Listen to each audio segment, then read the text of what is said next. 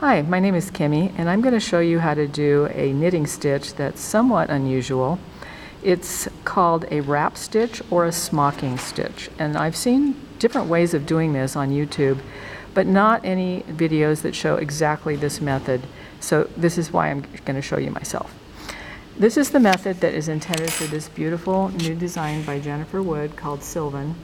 It has not yet been released, but in about 3 to 4 weeks it will be released. Today is September 3rd, 2019.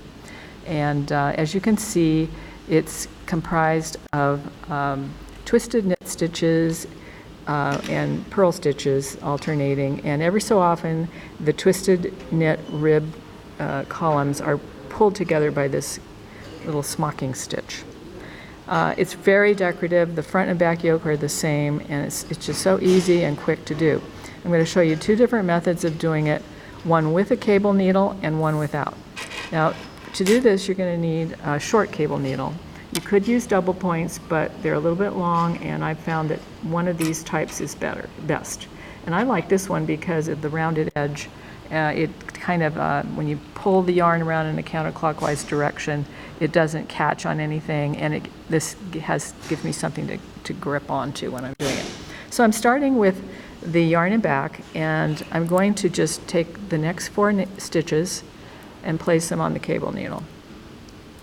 And then I pulled the cable needle to the back, and then I pull the yarn, working yarn, around to the front one time in a counterclockwise direction, and again a second time over the front and to the back, and then I grasp the base of the 4 stitches with my thumb, pull the cable needle out, and place those 4 stitches right onto the right hand needle.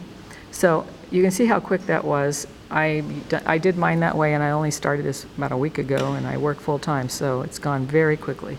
Now I'm going to purl 2 stitches because that's what the pattern says to do in this particular area. And I'm going to show you how to do this same stitch without the cable needle. So what you're going to do is have the yarn and back again, put 4 stitches from the left hand needle, transfer them purlwise onto the right hand needle, then pull the yarn, working yarn in front, put those stitches back onto the left hand needle, and if you can figure out a way to do this more quickly, do so, but I couldn't do it. Then you're pulling the yarn around in front again over those, and then transferring them back again onto the left hand needle. Pull that yarn somewhat tight, doesn't have to be real tight, but just a little snug.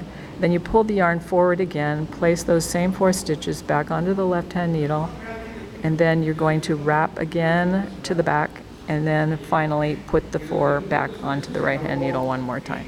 So as you can see, it took me quite a bit more time to do it without the cable needle. Normally when I do cables, I try to do it without a cable needle, and it is quicker, but in this situation for me, it wasn't as quick. So I'm just going to show you one more time how to do that with the cable needle in case you're like me and prefer that method.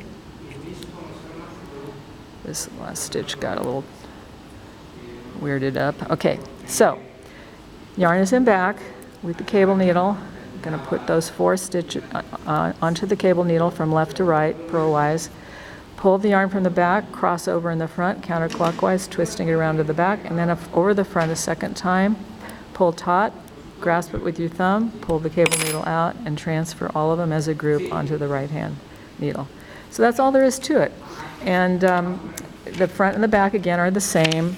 I love this design. It's so interesting. It has this lovely chevron effect that's very slenderizing. It brings your eye inward toward the waist, which gives a slimming effect. And it's got about 6 inches of positive ease, which is also very slenderizing. Tight knitting garments are not as slenderizing as loose fitting garments. And you can do some waist shaping on the sides because it has this little rib detail on both sides. But I'm choosing to keep mine like Jennifer intended and just have a more boxy shape. You can find Jennifer on Ravelry at woodhouseknits.com, or she has her own website, Woodhouse Knits. Actually, her username on Ravelry is Woodhouse Knits, and her own website is woodhouseknits.com. And check her out, her interview with on the Fruity Knitting podcast, episode 83, because you can see her talking about all of her beautiful romantic cables and lace designs. I've been test knitting for her for quite some time. It's a great privilege, and She's super helpful. If you ever have any questions about her designs, she will answer you quickly. I highly recommend her designs and patterns. They fit beautifully, and I just love her styling. So thank you, Jennifer, for the privilege of testing, and thank you for watching this.